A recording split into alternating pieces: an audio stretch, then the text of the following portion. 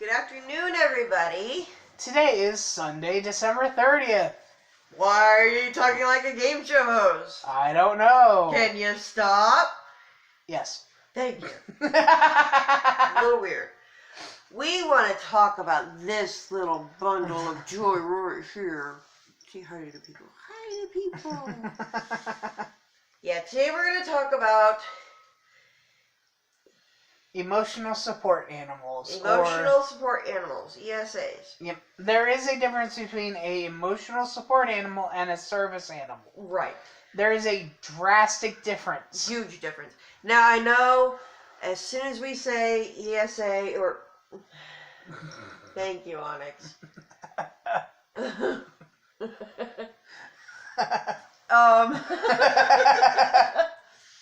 When we say ESA or emotional support animal, we, really, Onyx, you're just showing up. Yeah, you're showing off. That's what you're doing. You guys are going to roll your eyes. I know some of you guys are going to go, oh my god, here we go. Emotional support animals. They do work, but some people do take it completely the wrong way.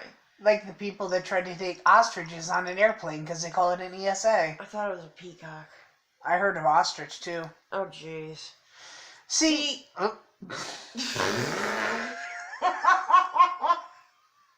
You go first.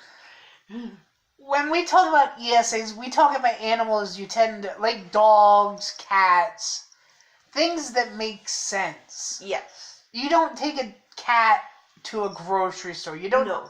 You're not supposed to take dogs to grocery stores because they're not trained. What's the animal word I'm looking for? Service animals. Yeah. Huh? You don't take non-service animals to the store. Yeah. See, with emotional support animals, they generally are supposed to stay at home. Yeah. And what makes them different than regular pets, ours has not gone through the training, but there is emotional support animal training. Really? Yes. I didn't know that. Yes. They are trained to, basically intervene on like panic attacks and stuff like that, or like if I'm stimming, yeah, they would come up and be like, they would come up and intervene. If I'm going to show any signs of self-harm, they intervene. Now there is training for that, but really the way the emotional support animals work for us, we were actually recommended this by our therapist we had a while ago.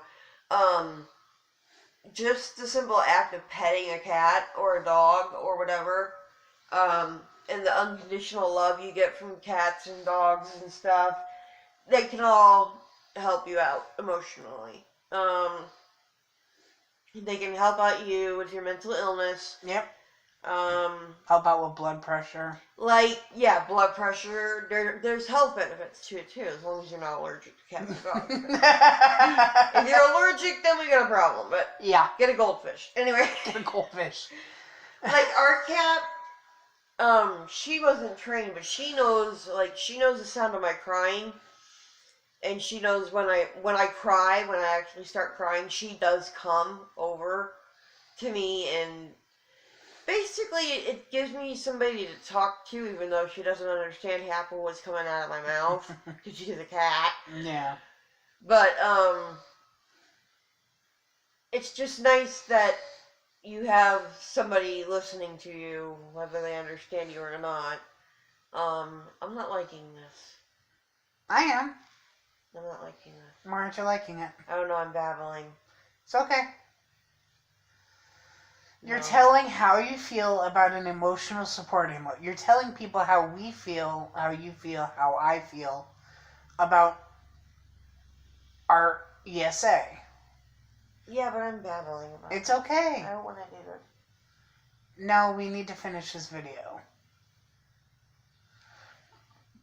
You do the talking then. Okay.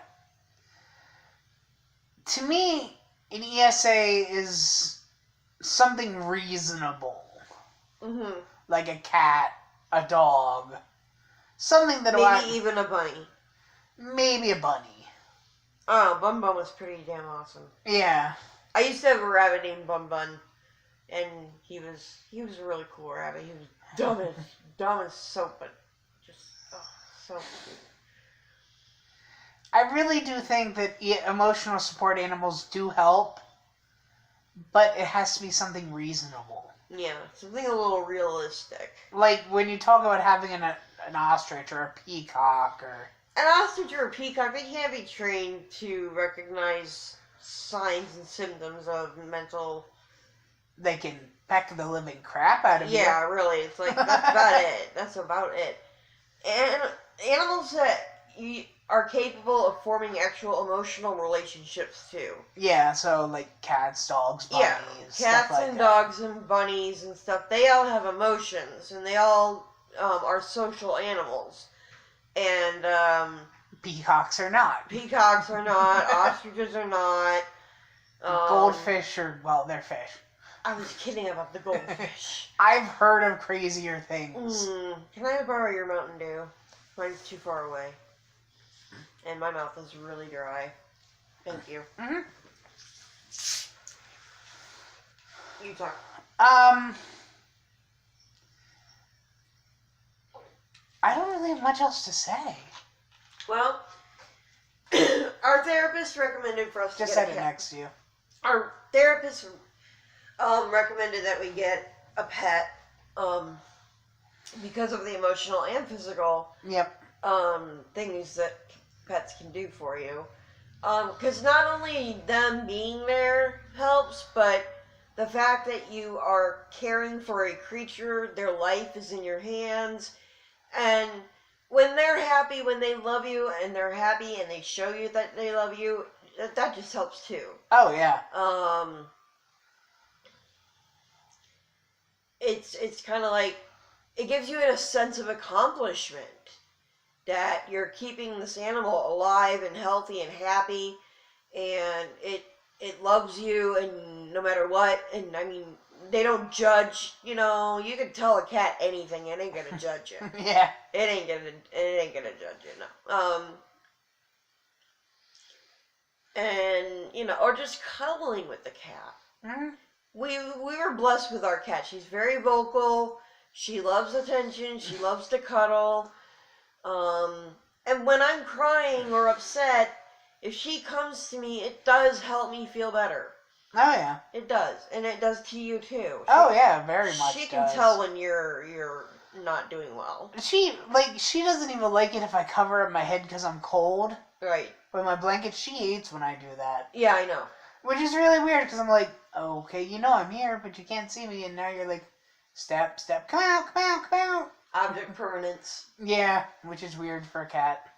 Yeah, not really. Pardon my hair. I don't know what's wrong with it today. Need to get it cut. Yeah. Time to chop it off. Chop it off? Chop. Yeah, it's getting too long. I don't like how long it's getting. Yeah. I remember I used to have longer hair. But yep, I remember that. Yeah. So yeah, I would recommend if you have the money and you need some sort of companionship, I would recommend getting a pet. Train them or not train them, it doesn't really matter. As long as you get a pet that you can love and that you can take care of,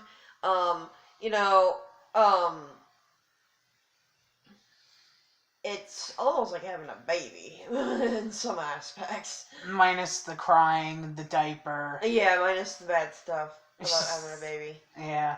But, yeah, I would highly recommend getting a cat or a dog or even a bunny or something like that. Something that will love you. It's not, like David's a big guy. Onyx doesn't care. Onyx, animals don't judge the way people judge. No, they don't, and that's true. They view the people as how they treat them. How they're treated. Yeah, not how they look or how they... Well, some of them do discriminate with, like, gender. There are some animals that are like... That's mostly dogs. Yeah, but... I've heard of cats doing it too. I haven't, but then, yeah. Yeah. So. Yep, so if you're not doing very well on a pretty regular basis, try getting a cat or a dog. And get one, please, from a shelter. Don't go to a breeder. I mean, I have nothing against breeders, but if you're looking for a good companion, save the money and go rescue a dog or a cat that's, on the verge of being put down because the shelter's overcrowded. Yep. I mean, I have a friend who's a breeder. And if you're looking for a specific breed of dog, just because you want that breed of dog and you're not looking for a companion or ESA, great, go find a breeder that breeds that breed that you want. But if you're looking just for a companion and you don't care what breed it is or whatever, then go to a shelter and adopt one from a shelter. If you want an animal that will love you unconditionally, check out a rescue center, like a humane society or an animal shelter, because, like, we got Onyx, and she had been in a foster home before she went to the humane society we got her from. Yeah. We got her, she was a little afraid at first, but now she's loves us unconditionally. Oh, yeah, she's just all about being, like, social and stuff. Yeah, and it's... And she actually surprised me on Christmas because usually when we have strangers in the house, she goes and hides. Yep. But my mom came over Christmas night, and she was just all about my mom. She's like, "Hey, how are you? Pet me, I'm cute." And look at me, you're a new person. And look at me, I'm cute. And I was like, "Where is that? Who?" I was like, "Who are you? And what'd you do to my cat?" Because I don't know. But yeah, the first couple of days we had Onyx, she would hide, she would, watch us from afar. And but that's pretty normal. That's normal. Oh, yeah. Yeah, especially if you've been moved around a lot like Onyx has. Yeah. Oh, yeah. Yeah, because, Onyx was born, and then she went to a foster home, and then she went from the foster home to the shelter. Yeah. Then the shelter brought her to the pet store where they had a cat show kind of thing. Yeah. That's how we got her. We actually got her at a pet store. But it was being ran by the Boone County Humane Society. Yeah, animal shelter or whatever it is. I think it's Humane Society. Yeah, I don't know. Anyway, we got her from there, and she's been nothing but a blessing the whole time. Yep. She helps me when I'm anxious. She helps David when he's getting kind of lethargic or kind of isolated when he gets depressed. Yep. Yeah, so. Okay, I think we've babbled long enough. I only have one other thing I have to say. Alright, you say it. If you get an animal, or a cat or a dog, or a bunny, I guess they do it on bunnies, but it's rare, always spay or neuter. Yes! Oh my gosh, yes. Yes, Onyx, I had to say it, I'm sorry. Onyx was spayed, yes. Onyx was spayed by the animal shelter that had her before we adopted her. Because, like we've said, there's overpopulation in animal shelters, and that needs to be worked on, because I'm not going to go into what happens at some shelters, because some shelters are no-kill, other ones are kill, euthanize, whatever. I'm not going to bring my personal opinions on that, but... Yeah, I think the people that we got our cat from as a no-kill because they have those shows on a pretty regular basis. Yeah. Yeah. And we knew Onyx was for us because as soon as I saw her, I picked her up and she farted. Yep. And I mean, oh my god. She farted, and I mean, the whole front half of the pet store was just like... And I'm like, you know what? You are definitely our cat. Yeah. So we fell in love with her as soon as she farted on me, and I'm like, yep, you're coming home with us. That's all there is to it. You're coming home with us. So anyway, so whenever you see Onyx in the videos, we're very lenient with her too. Oh yeah. We let her on furniture. We let her, Walk on us. We let her walk on us. We give her table scraps sometimes. She's not really big on human food. She tries to stick with the cat food. She loves lunch meat, though. She loves and lunch milk meat. and cheese. No milk. She doesn't like milk. Oh, that's right. She does like some cheeses, though. A couple of cheeses. She loves nacho cheese and she loves Velveeta cheese. And cream cheese. And cream cheese, yeah. Yeah, she'll just lick that off your finger like But like any hard cheese or sliced cheese, she won't eat those. No. No. But otherwise, she just eats her food and her treats. And so yeah. Yeah. So whenever you see Onyx, just know that if it weren't for her, we'd be in much worse shape than we're in. Oh, yeah. And my depression is kicking my ass, so I'm going to go lay down for a while, and we will see you tomorrow. Don't forget to subscribe if you like us. Give us a thumbs up. And, yeah, we'll see you around next time. And speaking of ESAs, there she is. There's our girl. Star of the show. Yeah, come on up here. Let the people at least see your beautiful little thing. Oh, they can see her in the corner. Yeah, she's a good girl. She's a good girl. Okay, so you guys have a great weekend. Yep, have a good one. We will see you tomorrow.